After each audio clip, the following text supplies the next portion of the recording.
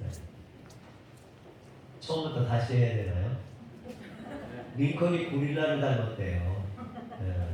근데 이 링컨에게 소녀가 수염을 기르면 조금 더 온화해 보일 거라고 해서 링컨이 수염을 기르기 시작했대요. 그런데 이 링컨은 만나는 사람들을 편안하게 해주는 그런 재능이 있었어요. 그가 못생겨서도 아니고 고릴라를 닮아서도 아니고 그가 그렇게 사람들에게 편안하게 해줄 수 있었던 것은 그의 신앙으로 그가 온유했기 때문이라는 거죠. 그래서 만나는 모든 사람들을 이렇게 편안하게 대해줬다라는 것입니다. 오늘 말씀에도 사람의 마음을 편안하게 해줬던 사람들이 나와요. 바울의 마음을 특별히 이렇게 편안하게 해줬던 사람이 나오는데 17절에 보면 이 바울이 에베소에 있을 때 고린도에서 스데바나와 부드나도와 아가이고가 온 것에 대해 매우 바울이 기뻐했던 것을 보게 됩니다. 그러면서 그들을 향해서 뭐라고 하냐면 내가 스데바나와 부드나도와 아가이고가 온 것을 기뻐하노니 그들이 너희의 부족한 것을 채웠습니다. 그들이 나와 너희 마음을 시원하게 하였으니 마음을 시원하게 해주는 사람이었다라고 이야기하죠. 특별히 여기에서 스데바나는 15절에 보면 아가야의 첫 열매라고 했습니다. 스데바나는 아덴에서 바울에게 복음을 듣고 예수님을 영접했던 사람이에요. 그런데 그가 이제 고향인 아가야로 돌아와서 그 가족들에게 복음을 증거하게 됩니다. 이 아가야라는 곳은요, 그 헬라의 지역 이름이에요. 그리고 이 아가야 지방의 수도가 고린도예요. 고린도. 그러니까 고린도 출신이라고 볼 수 있는 거죠. 그가 그 집으로 돌아가서 예수님을 믿게 되고 가족들에게 복음을 전해서 그 가족들이 다 예수님을 믿게 되고 영접하게 됐다는 거죠. 그래서 고린도전서 1장 16절에 보면 이 스데바나가 또 나오는데요. 내가 또한 스데바나 집 사람에게 세를 베풀었고 그 외에는 다른 누구에게도 세를 베풀었는지 알지 못하노라 했습니다. 여러분, 이처럼 바울은 스데바나 집에 아가야의 첫 열매였을 뿐만 아니라 그들이 고린도 교회의 모범적인 가정이라고 이렇게 소개하는 것을 보게 됩니다. 여기에서 스데바나의 집이라고 했는데 이 스데바나의 집은 패밀리를 의미하죠. 그 가족들이 이처럼 고린도 교회의 모범이 되는 가족들, 그리고 그 고린도 교회의 자랑거리와 같은 그런 가족들이었던 것을 보게 됩니다. 바울이 이렇게 그 스데바나의 집을 칭찬한 것은 그들이 성도 섬기기로 작정한 자들이었기 때문이라는 거죠. 여러분, 얼마나 성도를 섬기기로 했으면 그것을 작정했다라는 거예요. 작정하고 성도들을 섬기는 그런 사람들이었다라는 거죠. 그러면은 스데바나의 집 사람들이, 그 패밀리가 어떻게 고린도 교회를 섬겼느냐, 그 성도들을 섬겼느냐, 그것에 대해서는 자세하게 나와 있지 않아요. 근데 많은 학자들이 세 가지로 이야기합니다. 첫 번째는 병든 자와 가난한 자들을 돕는 일을 했다. 그 스데바나의 패밀리가, 그 가족들이 이런 일들을 했다는 거죠. 또 자신의 집을 모임을 위한 집회 장소로 내놓았다. 그래서 어떤 사람들은 이 고린도 교회가 이 스데바나의 집에서 시작되었다라고 이야기하는 사람도 있습니다.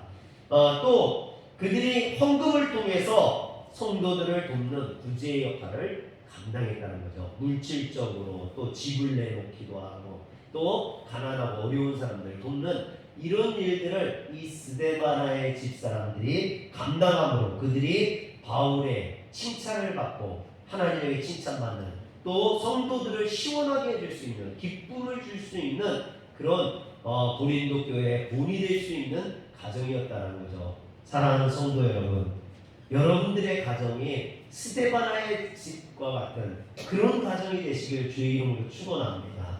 그래서 성도들에게 기쁨을 줄 수 있는, 성도들의 자랑거리가 될 수 있는 화려교회, 그러면 누구네 집, 그 집은 진짜 신앙 가문이지 할 수 있는 여러분들이 화려교회 믿음의 가정 되시길 주의 이름으로 축원합니다. 그런데 바울은 스데바나의 가정을 고린도 교회의 모범으로 제시하면서 16절에 보면 이 같은 사람들과 또 함께 일하며 수고하는 모든 사람에게 순종하라라고 이야기를 합니다. 스데바나와 같은 봉사하고 순종하라는 얘기겠죠. 쉽게 말하면 그들과 함께하라는 겁니다. 사랑하는 성도 여러분, 이 고린도 교회의 문제는 뭐였냐면요, 잘난 척하는 사람들이 많다라는 거예요. 나는 방언의 은사가 있어, 나는 예언의 은사가 있어, 나는 병 고치는 은사가 있어, 나는 뭐하는 은사가 있어, 자랑하고 교만되게 행하는 사람들은 많은데 말없이 봉사하고 헌신하고 충성하는 사람들은 적었다라는 거죠. 근데 이 스데바나의 집사람들은요, 자랑하거나 교만되지 아니하고 말없이 봉사하고 충성하는 사람이었어요. 그런데 이렇게 말없이 충성하고 봉사하면 교회의 귀감이 되고 본이 되고 자랑거리와 같아야 되는데, 고린도 교회 성도들은 지가 얼마나 잘났으면, 지가 돈이 많으면 얼마나 많다고 교회에 일하고 교회가 물건해놓고 그래. 여러분, 뒤에서 궁시렁거리고 그 봉사하는 것을 아리꼽게 여기고 말하고 그러더라는 거죠. 여러분, 바울은 그래서 14절에 보면요, 너희 모든 일을 사랑으로 하라. 방언이 무슨 소용이 있으며 예언이 무슨 소용이 있고 병 고치는 은사가 있으면 뭐 하냐는 거예요. 사랑은 없으면 아무 소용이 없다는 거죠. 그래서 고린도전서 13장에 사랑을 이야기하는 겁니다. 사랑하는 성도 여러분, 아무리 능력이 많아도, 아무리 아는 게 많아도, 아무리 똑똑해도 사랑이 없으면, 그래서 사랑으로 봉사하는 것이 없으면 아무 소용이 없다라는 것이죠. 제가 예산에 있을 때 처음에 가니까 저녁 예배를 드리더라고요.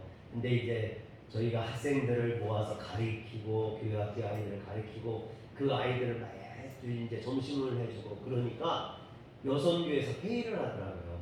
회의를 해서 목사님하고 사모님이 애들 밥 해주고 그러면 너무 힘든데 우리도 다른 교회들처럼 오후 예배 드리자, 점심 먹고. 그랬더니 이제 점심을 먹으려고 하니까 식사 문제가 걸리는 거죠. 식사를 어떻게 하느냐 말이 많아요. 그래서 여선교회에서 몇 분들이 걱정하지 마라, 우리가 할 테니까, 우리가 국수를 끓이겠다. 그래서 밥하기는 어려우니까 여선교회 몇 분들이 자발적으로 국수를 끓이기로 한 거예요. 그래서 한 달 정도 이렇게 국수를 먹었어요. 근데 제가 이제 점심시간이 돼서 국수를 이렇게 먹고 있는데 새로 나온 집사님이 이제 국수를 막 날르는데 권사님 한 분이 그러는 거예요. 아니, 이게 국수가 불었잖아. 이게 뭐야? 국수를 왜 이렇게 끓여? 국수를 이렇게 끓여야지 하면서 막 뭐라 하는 거예요. 트시자를 나오면서 뭐라 하는 거예요. 근데 목회자로서 제가 이게 걱정이 되는 거야. 저 사람, 저 교회에 나온 지 얼마 되지도 않는 분한테 저러면, 저 권사님 진짜 자기는 아무것도 안 하면서 그냥 왜 일하는 사람한테 뭐라 하고 혹시나 상처받아서 교회 안 나올까 걱정이 되고 그러는 거죠. 그런데 그 집사님이 상처받지 않고, 이렇게 많은 국수 처음 끓여봐서 그래요. 권사님 이쁘게 봐줘. 내가 다음 주에는 잘 끓일게. 그렇게 웃어서 넘기는 거예요. 여러분, 제가 얼마나 다행스러운지. 여러분, 교회에서 불평하는 사람들을 보면 일하지 않는 사람들이 불평을 해요. 일하는 사람들은 불평을 안 하더라고요. 근데 꼭 일하지 않는 사람들은 다른 사람들이 일하는 거에 대해서 불평하고 원망하고 에이 잘난 척한다고 하고 이러면 그러는 거예요. 사랑하는 성도 여러분, 여러분들이 일하지 않으면서 불평하는 사람들이 아니라 주님의 일을 하면서 주님에게 칭찬받는 성도가 되시길 주의 이름으로 축원합니다. 여러분, 이걸 꼭 기억하세요. 내가 일하는 사람이 되지 일하지 않으면서 불평하는 사람이 되면 안 되는 줄 믿으시길 바랍니다. 여기서 바울이 순종하라고 했어요. 이 순종하라는 말은 휘포타소라는 말로서 자신을 복종하게 하라라는 뜻이에요. 여러분 성도는 이처럼 자신의 자유를 버리고 주님을 위해서, 교회를 위해서, 성도들을 위해서 자신을 복종시키는 사람이에요. 그것을 누가 했느냐? 여러분 오늘 성경에 보니까 스데바나의 가족들이 그렇게 했다는 거예요. 이 스데바나의 가족들이 자신을 복종시켜서 교회를 위해서, 성도들을 위해서 헌신하고 희생하고 충성하고 봉사하는데 너희들은 그들에게 순종하라. 그 얘기는 그들을 따라하라는 거예요. 같이 하라는 겁니다. 사랑하는 성도 여러분, 옆에서 봉사하는 사람이 있으면 그 사람을 따라하시길 바랍니다. 그게 복받는 비결이라는 거예요. 할렐루야. 우리 옆에 사람에게 이야기해 줍시다. 나만 따라해. 한번 해주세요. 나만 따라해. 나만 따라해. 네, 여러분 열심히 봉사하는 사람들 따라하시길 바랍니다. 그러면 그게 축복된 길이에요. 그런데 불평하고 원망하는 사람 따라가면 안 돼요. 그것은 멸망의 길이요 심판의 길입니다. 그러므로 우리는 복된 길만 따라가야 돼요. 그래서 바울은 어디까지 복종하냐? 종의 모습처럼 복종하라고 그래요. 그래서 갈라디아 5장 13절에 보면 형제들아 너희가 자유를 위하여 부르심을 입었으나 그러나 그 자유로 육체의 기회를 삼지 말고 오직 사랑으로 서로 종노릇 하라. 종처럼 봉사하라. 마치 종과 같은 마음으로 섬기라라고 이야기합니다. 이처럼 주를 위해 봉사하는 자에게 순종하는 것은 그들의 봉사에 동참하는 것이요 그들과 함께 주를 섬기는 것인 줄 믿으시길 바랍니다. 그런데 17절에 보면 내가 스데바나와 부드나도와 아가이고가 온 것을 기뻐하노니 그들이 너희의 부족한 것을 채웠습니다 그랬어요. 여러분 그들이 부족한 것을 채웠다라고 이야기하는데 여기에서 무슨 부족한 것을 채웠느냐? 첫째는요 물질의 부족이에요. 여러분 이 부족한 것이라는 말이 휘스테레마라는 말인데 이것은 물질의 궁핍함을 의미합니다. 즉 이들은요 교회의 재정의 어려운 부분들을 감당하고 교회의 재정을 채웠던 사람들이라는 겁니다. 그러나 또 한 가지는요 이 고린도 교회의 문제, 고린도 교회는 사실 물질적으로 그렇게 부족한 교회는 아니었어요. 근데 뭐가 부족했느냐? 사랑이 부족했어요.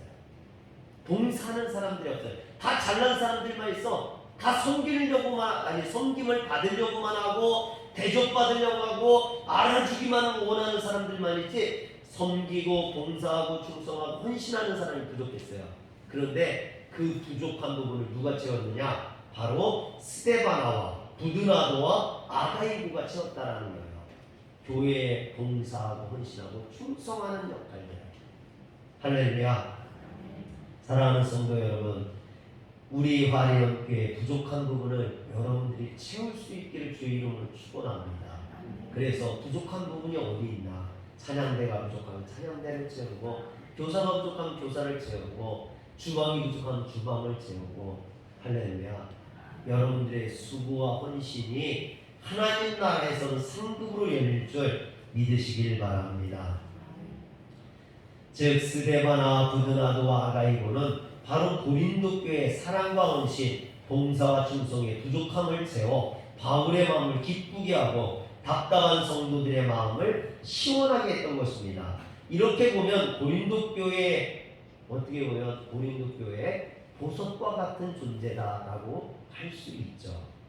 그래서 바울은 스데바나와 부드나도와 아가이고를 가리켜 마음을 시원하게 하는 사람. 여러분 얼마나 멋진 말입니까? 하나님의 마음을 시원하게 하는 사람들, 목회자의 마음을 기쁨으로 가득하게 하는 사람들, 성도들의 돈이 되는 사람들. 오늘 여러분들이 그런 성도들 되시길 주님을 축원합니다. 고린도 교회는 여러 가지 문제로 분쟁한 교회였습니다. 그래서 지금 사도 바울은 이 고린도 교회 문제로 머리가 아픈 거예요.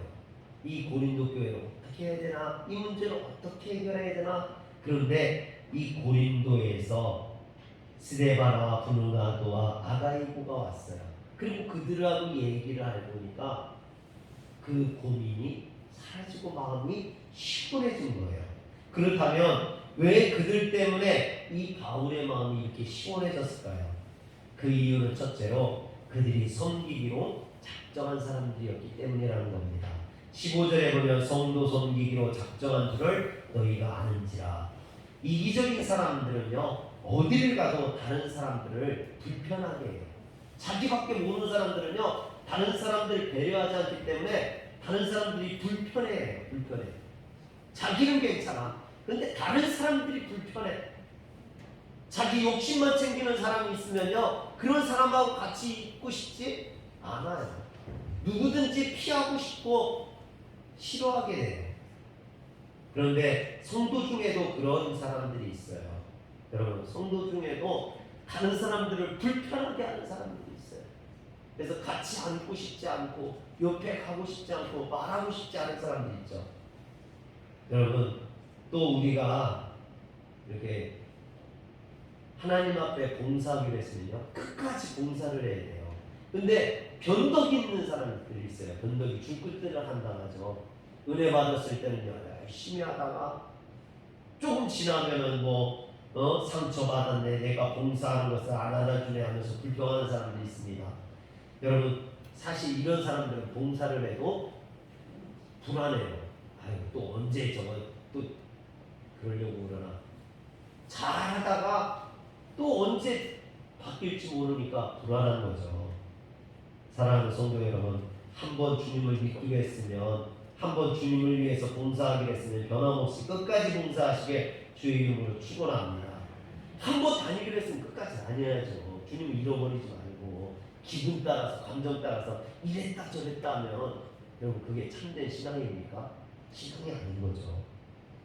기독교 시인 중에 루스 칼킨이라는 분이 있어요. 저는 생각한다라는 시인데 여러분 한번 잘 들어보시기 바랍니다. 당신은 아십니다. 제가 밝은 조명이 비치는 곳에서 얼마나 열심히 섬기는가를. 당신은 아십니다. 제가 선교회에서 얼마나 열심히 당신을 말하는가를 당신은 아십니다. 친교 모임에서 제가 얼마나 활기 있게 봉사하는가를 당신은 아십니다. 성경 공부에서 제가 얼마나 열심히 있는가를 당신은 아십니다. 그러나 만약 당신이 무리든 배아를 가리키면서 허리를 굽고 주름진 노부인의 못이 박힌 발을 씻겨주라고 제게 부탁하신다면, 그것도 날이면 날마다 달이면 달마다 아무도 보지 않고 아무도 모르는 방에서 그렇게 말하신다면 저는 제가 어떻게 할지 다시 한번 생각해 보겠습니다. 여러분, 이게 무슨 말입니까? 남들이 보는 앞에서 내가 잘하는데 남들이 알아주지도 않고 보이지도 않는 데서 봉사를 한다면 나는 좀 생각을 해보겠다, 이런 얘기거든요. 대체적으로 우리의 섬기는 모습이 이런 식 아닙니까? 조건적인 섬김, 기분에 따라서, 감정에 따라서 다른 사람들에게 보여주기 위한 섬김 아닙니까? 그러나 이제 참된 섬기는 성도가 되시길 주 이름으로 축원합니다. 영광이 없어도, 알아주지 않아도 여러분 그냥 주님이 주신 은혜가 좋아서 구원해 주신 그 주님의 사랑이 감사해서 하는 섬김이 되시길 바랍니다. 그리고 그 섬김이 언제나 변함없는 성도들 되시길 주 이름으로 축원합니다. 두 번째는요, 협력하는 사람이었다라는 거죠. 이들이 사도 바울의 마음을 시원하게 해준 또 한 가지 이유는 17절에 보면 너희의 부족한 것을 채웠음이라 그랬습니다. 여러분, 부족한 것을 채운다는 것은요, 협력하고 배려하지 않고서는 채울 수가 없어요. 여러분, 다른 사람의 부족한 것을 채우려면 내 것을 나눠줘야 되는 거거든요. 그렇기 때문에 자기 희생이 필요하다는 거죠. 자기 희생이 없이 다른 사람을 채울 수가 없습니다. 또 내가 다른 사람을 배려하지 않고는 협력할 수 없습니다. 왜냐하면 넌 무조건 내 뜻에 맞춰! 이러면은 협력이 되지 않아요. 그 사람을 배려해서 그 사람에게 내가 맞출 수 있어야 이게 서로 협력이 되는 거죠. 이런 진리를 우리가 깨닫는다면요, 우리가 세상을 사는데 조금 더 우리가 사는 세상이 아름답고 평화로울 수 있을 줄 믿습니다. 이 개미들요, 개미 집에다가 촛불을 켜놓으면 이 개미들이요 불이 난 줄 알고 이 촛불을 끄기에 모여든다고 합니다. 그런데 이 개미들은요 촛불을 보자마자 먼저 본 개미가 그 촛불 위로 올라가서 불을 감싼대요. 그러면은 이 개미에게는 키촌스라는 이 피부에 키촌스라는 물질이 있는데 그것이 녹으면서 불을 끄게 된대요. 이 사실 개미들이 뜨거움을 몰라서 불 위에 뛰어드는 것도 아니고요. 두려움이 없어서 뛰어드는 것도 아닙니다. 다른 개미들을 살리기 위해서 자기 동족들을 살리기 위해서 자기가 불 속에 뛰어드는 거죠. 그런데 이 한 개미로 안 되면요 그 다음 개미가 그 다음 개미가 그 다음 개미가 계속해서 불이 꺼질 때까지 타는 불 속으로 뛰어든다라는 거예요. 사랑하는 성도 여러분, 이런 희생, 헌신이 그들을 강하게 하고 그들을 살린다라는 거죠. 서양 속담에 달걀을 깨지 않으면 오믈렛을 만들 수 없다라는 말이 있습니다. 희생이 없는 결과는 없다라는 거죠. 누군가 희생하고 헌신했기 때문에 오늘 이 화려교회가 그냥 세워진 게 아닙니다. 이 교회를 위해서 희생했던 우리 믿음의 1세대들이 있었고 그것을 유지했던 믿음의 2세대들이 있었기 때문이죠. 여러분, 우리 학생들 예배를 드리면서 이렇게 편안하고 따뜻한 데서 예배를 드리니까 졸리기도 하고 그러겠지만 이렇게 우리가 편안하게 예배를 드릴 수 있는 이유는요 누군가의 헌신과 희생이 있었기 때문이죠. 여기 있는 모든 물건들이 누군가의 헌신과 희생으로 만들어진 거예요. 그냥 되어진 게 아니에요. 누군가가 기증하고 헌물하고 누군가가 쌀을 팔고 누군가가 반지를 빼고 누군가가 정말로 눈물을 흘려서 기도해서 만들어진 것들이라는 거죠. 이런 희생과 헌신이 없이는 교회가 설 수 없다라는 겁니다. 그렇다면 오늘 우리는 그 헌신과 희생 위에서 신앙생활을 하면서 그냥 그걸 누리기만 하느냐? 그러면 안 된다는 거죠. 오늘 나 또한 그들이 갔던 내 앞에 갔던 신앙의 선배들이 갔던 그 길을 따라가야 된다는 거죠. 할렐루야. 내가 그 길을 가면서 내 자손들을 위해서 내 후배들을 위해서 내 뒤에 올 사람들을 위해서 내가 헌신할 수 있어야 되는 줄 믿으시길 바랍니다. 마지막으로 희망적인 언어의 사랑입니다. 1947년 전부 배달원으로 일하고 있던 12살 된 소년이 있었어요. 이 소년이 어느 날 땀을 뻘뻘 흘리면서 그 전부 배달물을 이렇게 배달을 해줬어요. 그랬더니 그 배달물을 받았던 사람이 이렇게 그 소년을 쳐다보더니 이 더운데 12살 어린 소년이 그걸 배달하고 있으니까 그 아이가 눈이 똘망똘망하고 총명한 거예요. 여기 있는 우리 학생들보다 몇 살 더 어렸겠죠. 근데 이 어른이 쳐다보고 있다가 그 아이를 칭찬해 준 겁니다. 이 아이에게 지금은 네가 이런 초라한 배달부에 불과하지만 네가 앞으로는 큰 일을 할 수 있는 사람처럼 보인다. 그러니 너는 소망을 갖고 열심히 하라고 이야기한 겁니다. 그랬더니 이 아이가 그 말이 힘이 된 거예요. 아 그래, 내가 앞으로 지금은 이 작은 것을 배달하고 있지만 나중에는 많은 사람들을 기쁘게 할 수 있는, 많은 사람들을 도울 수 있는 그런 사람이 되어야겠다라는 꿈을 갖기 시작한 겁니다. 여러분, 그 사람이 누구냐면 미국의 강철왕이라는 카네기예요. 어렸을 때 어른이 한마디 해줬던 그 말이 그에게 꿈이 되고 그의 인생을 바꿔놓게 되는 거죠. 사랑하는 성도 여러분, 여러분들이 우리 학생들에게 한마디씩 해주는 그 말들이요, 누군가에게는 그것이 힘이 되고 용기가 되고 소망이 되는 줄 믿으시길 바랍니다. 그래서 아이들에게 칭찬을 많이 해주세요.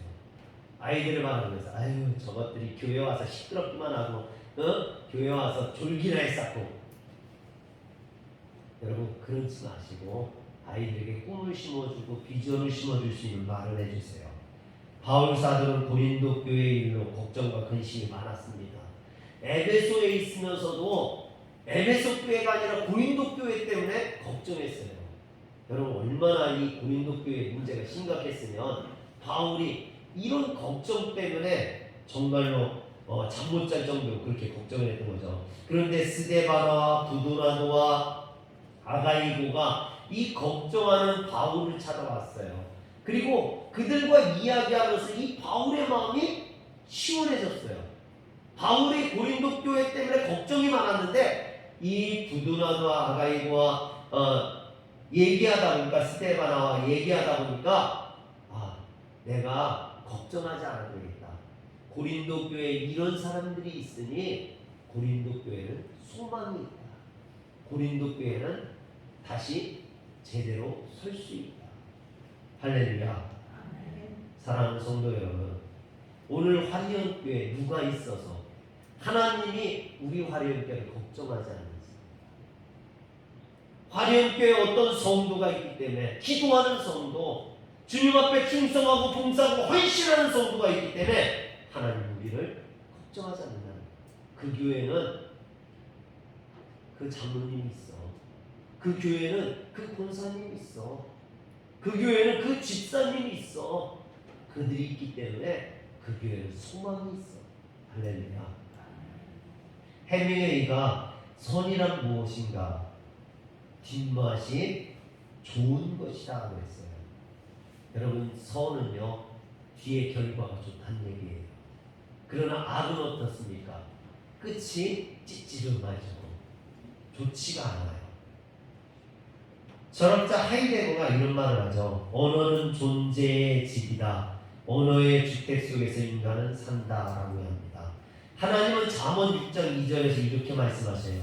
내 입의 말로 네가 얽혔으며 내 입의 말로 인하여 잡히게 되었느니라. 여러분, 자신을 위해서든 타인을 위해서든 우리가 말을 잘 사용해서 위로와 소망을 줄 수 있기를 주의 이름으로 축원합니다. 오늘 기독교인들이요 말을 창조적이고 희망적으로 한다면 이 세상은 많이 달라질 거예요. 소망이 있는 세상이 될 겁니다.